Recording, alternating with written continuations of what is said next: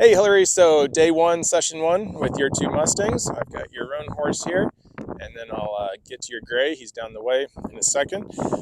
So I'm starting off with my mini sessions, as I call them. This is what I do to start out with every horse. I like to do, usually it takes me about 15 minutes for these first micro sessions, and I try to do them multiple times throughout the day. So these guys just got dropped off today. They're still, learning the new environment and everything, and that's great. So basically, I'm going to treat every horse that I get like pretend you have somebody you've been asked to tutor somebody, right? But they don't tell you whether that person is in grad school or in grade school. You have no idea what their level of training is, right? Now I know Stephanie's been working with these guys, and I know she's great. I don't really know a lot about what her methods are, but I mean she trains a lot of horses, so I'm sure she's good. But with no matter who has been training on the horses, I'm going to treat them as if it's day one, and I'm just going to start asking them questions. Now, if they do really good on those questions, we may go all the way up. I mean, I may end up running a reining pattern on them by the end of the day if they answer every question yes. If they answer some questions incorrectly, though, then that tells me kind of where they are and where we need to work. And so the benefit of doing it that way is we don't leave any holes in their training process. So the first question that I'm going to start out asking this horse is very simple. It's going to be go. And once they're going, it's going to be stop. Now there's two ways I can ask them to stop. I can ask them to stop by drawing my energy back and drawing them in, or I can ask them to stop by driving their hind end away and they face up. Now, if I ask them to go, let's start out with the go part. If I ask them to go, that's my cue, right? If he notices that cue and goes, great, then that's all I have to do. Then I just follow him around. If he doesn't notice it and doesn't go, I'm going to say go, and then I'm going to take a step towards him. Then I'm going to bring up my flag, bring up my energy, and then it's like, hey, you should have gone by that point, right? Now, first time, like I said, I don't know Stephanie's methods. I'm sure she does something similar, but I don't necessarily know if I do it exactly the same way as her. So these horses may not know my cues yet. So I'm going to be very forgiving with them, right, for the first couple days. But, if I say go and they don't go and I get all the way up here, I'm going to get pretty strict with them, right? But I'm never going to go up and just wave the flag in their face and say go without having first pointed and given them the cue, right? So that's the fairness aspect of this. We're going to be strict, but we're also going to be very fair. Now for the stop, if I draw back and draw that horse into me, that's, like I said, draw. The horses were always balancing up the draw and the drive, right? With the draw, that's going to get the horse more into my space. With the drive the hip away and hopefully that front end comes around, that's, like I say, drive. That's going to get the horse more out of my space. Now, horses like these that are Mustangs, and these guys are, they're going to be more wary, more away, versus a horse that was, say, pen raised, been around humans its whole life, isn't on top of you. So these guys have probably too much drive and not enough draw, and so I'm going to choose more of that drawing stop versus the drive stop.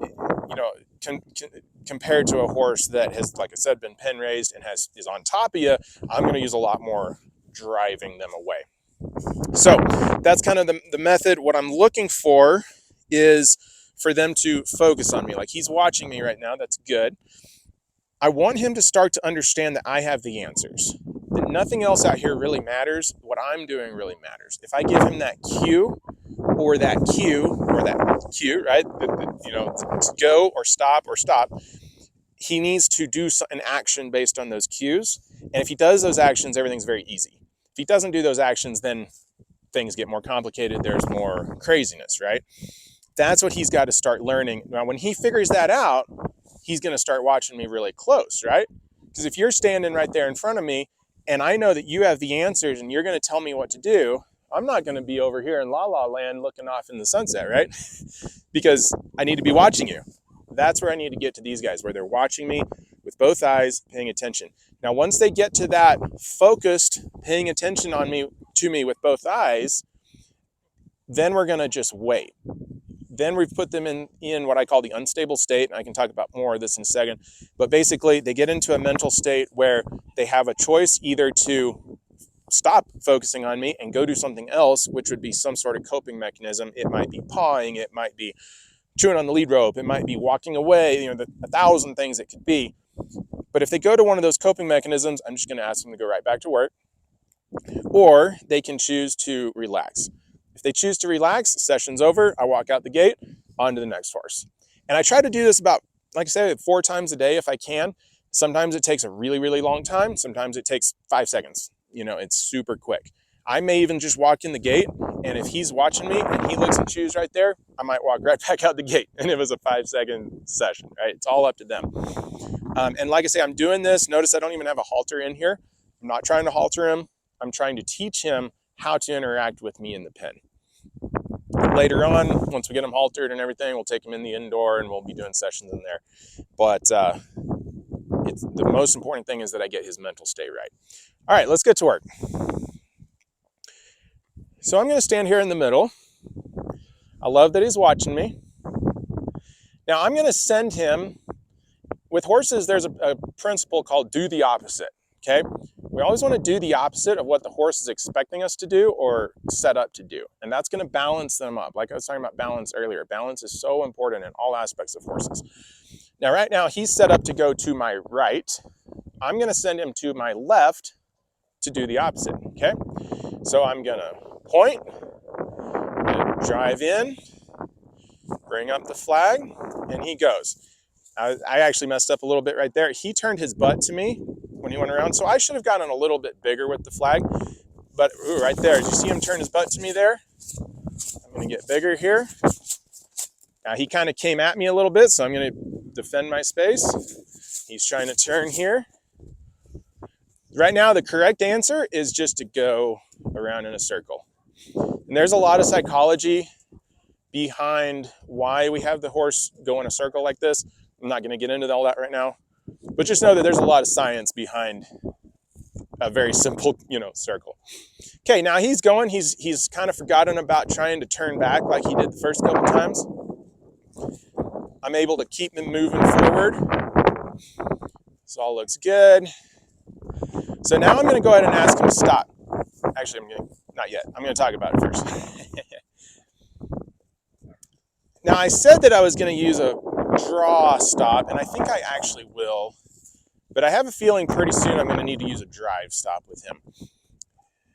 So the draw stop is to step back a little bit. Good. Now, I love that he turned his head in towards me, and he's looking at me. So I'm going to give him a little moment there. Eventually, though, he needs to spin his whole body to where it's actually facing me. Hopefully you can see that in the camera. It might be just off the camera. Anyway, but he's watching. Now I'm going to send him to the right. Now he's set up to go left, though, right? If you can't see him, he's facing directly at the camera, facing perpendicular to my left. When I send him to the right, it's going to be very difficult for him, right? But that's his problem. He'll figure it out. Point, step.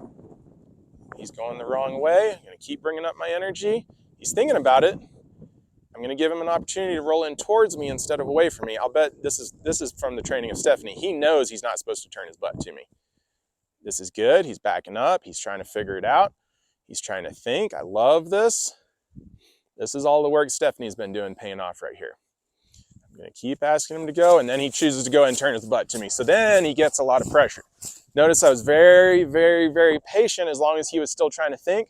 But then he just bugged out and said, to hell with it, I'm just out of here. Then he gets a lot of pressure from the flag. Okay, I'm going to ask him to stop again, hopefully where the camera can see this time. I'm just going to draw back and draw him in. Now that time he didn't actually face in. So I'm going to immediately go ahead and send him the opposite direction. He turned his butt to me, so he gets quite a bit of pressure. And this honestly may be all we do for a couple of these sessions. And it's fine. There's no time limit on this. All right, that wasn't very good at all, right? So he gets pressure immediately there. But he's looking for answers, right? He's doing different things each time. I'm going to draw in here. Wait for him to make a choice. Good. I love that right there. That time he turned into me. Now he went ahead and went when I wasn't asking for it. But he's thinking, right? All right, now last thing I asked him to do was just stand still, and he's kind of just running around on his own. So what I think I'm going to do is just ask him to go the opposite direction. Now going right here would be very easy.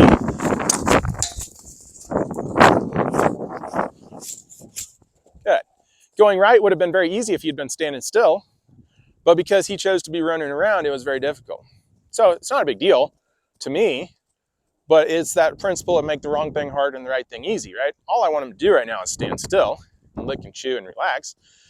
Him running around on his own when I didn't ask for it is the wrong thing, so I made it harder by asking him to go the opposite direction, put him in a little bit of a jam right there.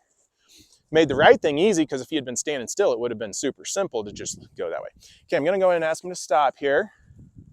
Good. Now he turned in and faced me. Oh, look at that. There's a lick and a chew. And I'm gonna go ahead and back off on that. Now, obviously this is very, very, very basic. You know, he doesn't know much yet, right? But what we accomplished right there was we got quite a few changes in behavior, right? So he's looking for answers, which is the most important thing. We got a lick and a chew right there. And the biggest change in behavior we got was when he stopped over there, he started turning towards me, which is great. But the last time he turned towards me and then ran around, and we made that difficult. This time he turned towards me, ran just a few steps, and came to a stop. And I'm going to end the session on that, because I want him to realize if he'll stop and think about things, we're done, right? So that's why I call them micro sessions, because the most powerful tool I have on him is to be done with the session. When I leave, good, his head's coming down, he's licking and chewing. When I leave this pen, nice, and that's the most relaxed he's been probably since he got to this facility. The most powerful tool I have with him is to be done with the session. When I leave this pen is when he goes, oh, okay, finally, that predator is out of here. Because that's what I am to him, a predator, right? If I leave his pen 4 times during the day, I get 4 uses of that tool. If I only leave his pen once during the day, I only get 1 use of the tool. So that's why it's so much more beneficial for him. See him kind of jump right there? He's becoming a little more alert and a little more unshut down. And we're going to talk about shut down a lot more through this series, but that's a good thing to see right there. Okay, I'm going to go ahead and be done with him for that mini series or mini session. I'm going to move the camera over, and we're going to start training the other dude.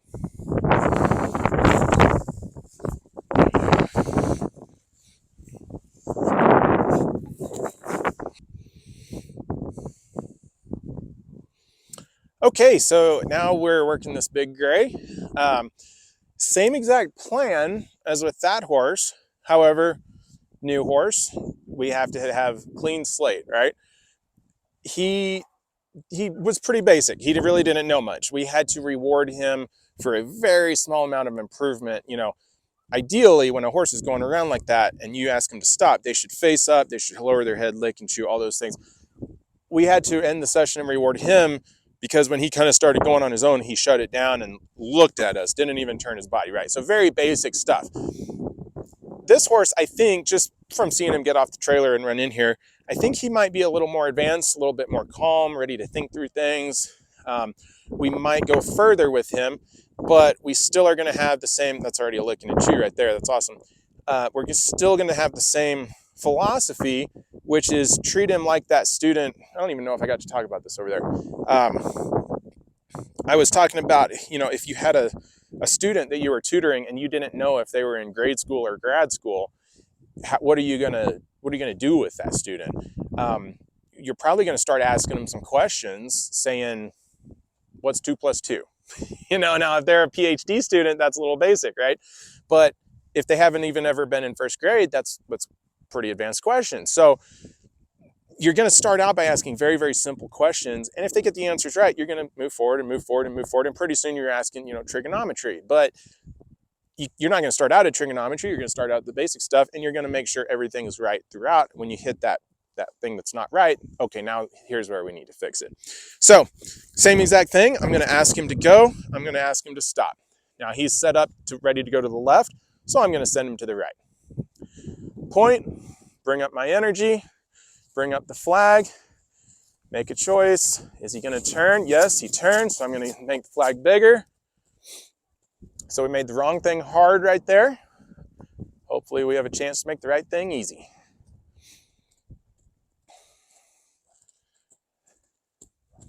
All right, I'm gonna go ahead and ask him to stop. I'm gonna draw back. And he didn't stop, so I'm gonna go and send him the opposite direction. Send him, I'm asking him to go to the left. I have my arm out, you can't see it, good. Now that time he turned towards me instead of away from me, and so I didn't wave the flag at all. As soon as he made that choice to go, I took all the pressure away.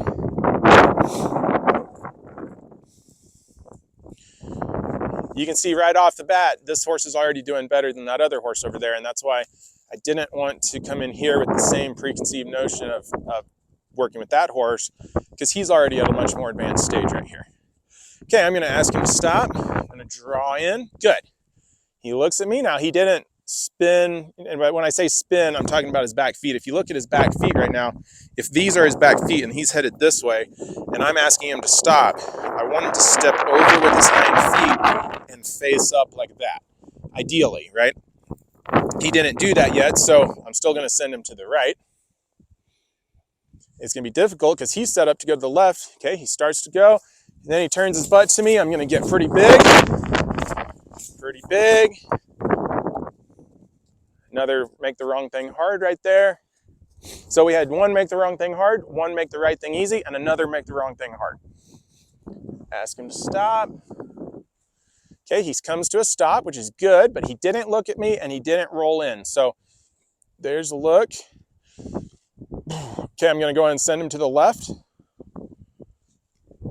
Again, he's set up to go right, so it's gonna be a little bit difficult for him here. He's thinking about it. He knows he's not supposed to turn his butt to me, but he's like, well, I gotta get out of this jam. How am I gonna do it? Backing is okay. Turn your butt to me, okay. Make the wrong thing hard.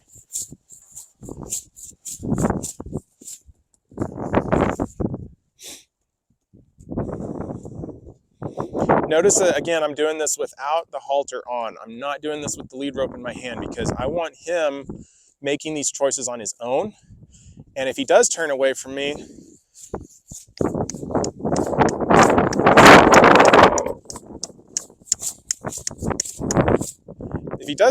I don't want to be holding onto that rope and get him all wound up and all that, you know, tangled up in the rope and everything. I want him doing the right thing because he knows what to do and chooses to do it.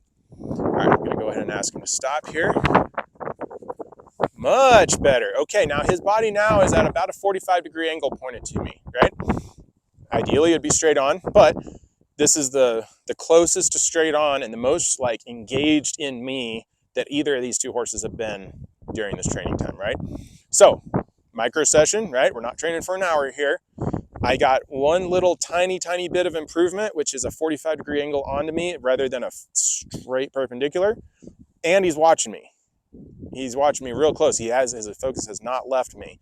So I'm gonna wait here for a lick and a chew. There's the lick and a chew, and I'm done with the session. That's one micro session for the day. Hopefully I get 4 of those.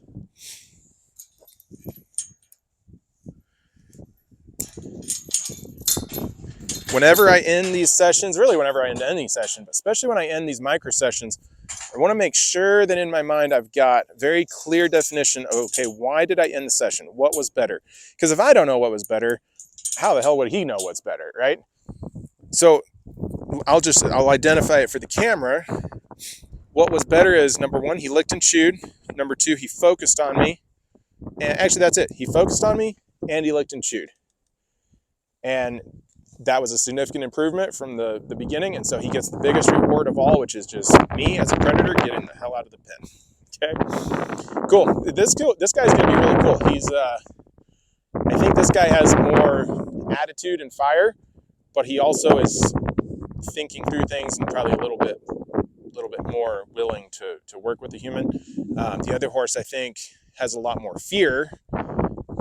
But he's probably going to be a lot more docile once he actually gets, you know, broken and comfortable around humans and all that sort of thing. I think the groundwork. I think we have a significant amount of groundwork to do. Just from the, you know, they may come along really quick. I don't know.